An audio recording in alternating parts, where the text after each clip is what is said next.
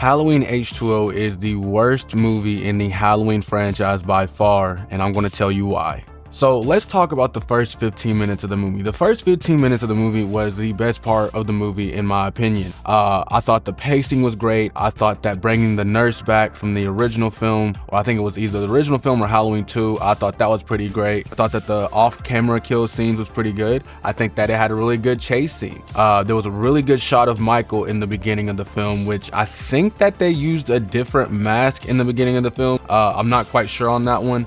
But the mask later on in the film looked so freaking bad, dude. I wish that the pacing of the rest of the movie would have went like the first 15 minutes. I thought that would have been really good for the film, but for some reason they decided to go with a very slow pacing, second half of the film.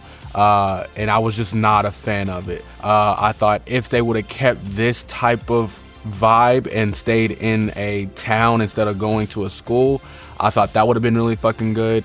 I thought it was a really cool fight scene in the beginning. I just thought that the beginning was a really good, solid first 15 minutes. Now let's talk about the character of John. Now, John was one of my favorite characters in the Halloween franchise.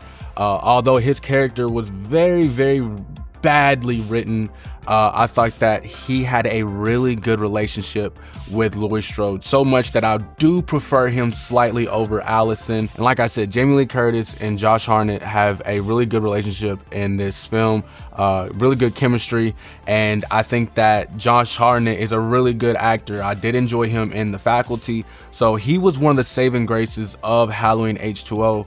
But one of the other problems I had with H20 was Laurie Strode herself.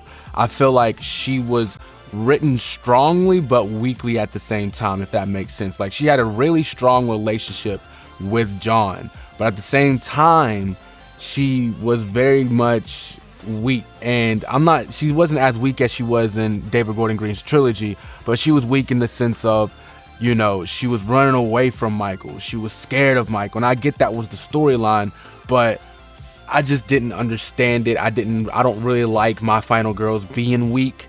And I don't like Laurie Strode running away from Michael. I don't think that's, I know she runs away from him in like every film because he's a slasher, right? But in the sense of switching towns and, I didn't like that. I didn't like switching the setting of Haddonfield and going somewhere else. So I thought that was kind of bullshit. And again, Laurie Strode had a very strong performance in this film. Like I said, I wasn't mad at Jamie Lee Curtis, although it did feel like somewhat of a cash grab because the story was weak, and I just don't see, a top final girl being signed on to a project like this with a weak story unless you're just going for the cash. I don't think Neve Campbell would sign up for a weak Scream film, right? She's never been in a weak Scream film in my opinion. But what we get to see Janet Leigh Curtis, who is the mother of Jamie Lee Curtis, on screen for the first time together. Two of the most epic final girls in horror history on screen together at the same time. Another problem I had with this film was the cameo of LL Cool J. Now, this was, I believe, the first start of like a celebrity cameo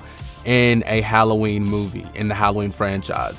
Never before have we seen it. Now, you can say Paul Rudd, but Paul Rudd was a main character, and I believe that was his actorial debut as far as big screen wise. I don't know if he did any TV shows or anything like that, but I have a problem with doing cameos in horror. Now, in Scream, I mean, if you want to be the opening kill and have like a big celebrity play a character, that's fine with me.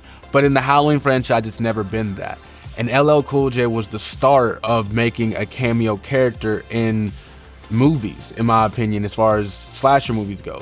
And we all know what happened after the next movie. We seen Busta Rhymes, and they took it a step further, and Busta Rhymes actually kung fu kicked and beat up Michael Myers. So I didn't like LL Cool J in this film. I thought he was overhyped. I feel like he wasn't needed. I feel like it wasn't necessary.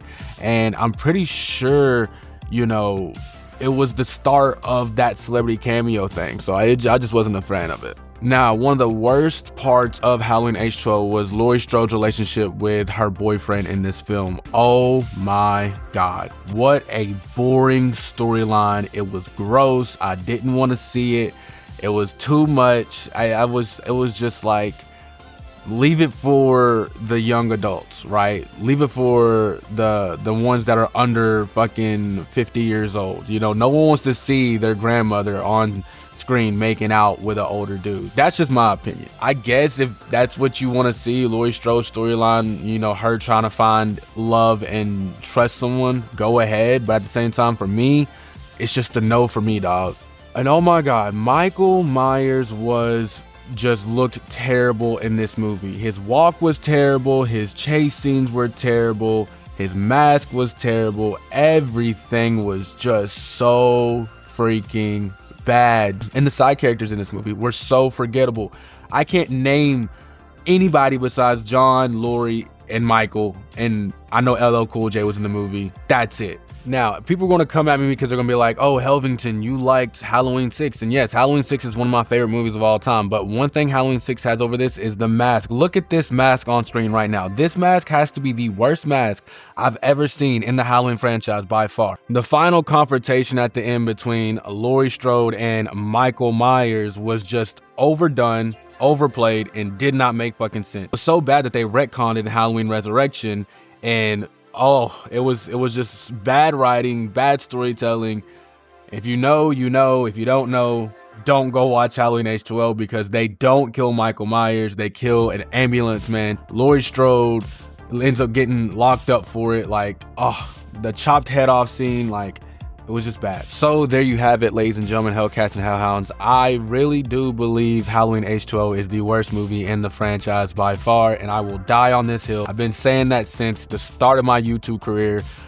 Jesus, this movie is bad. There's nothing you could tell me about this film. And I understand people think that I am crazy for loving Halloween 6 and hating Halloween H20, but it was just a bad film. Now, did it have some okay chase scenes? Yeah, it has some okay chase scenes. But I can't get over the look of Michael. That look of Michael is just terrible. It is so bad. The walk is bad. Everything is bad. But as always, that's just your Hellmaster's opinion. What the hell do you Hellcats and Hellhounds think? Do you guys think Halloween H20 is a good film, or do you think it's garbage? Look, it was so bad my voice crackled there. Do you think it's garbage? Let me know down in the comments below. I'm your Hellmaster Dede. I'll see you Hellcats and Hellhounds in the next one.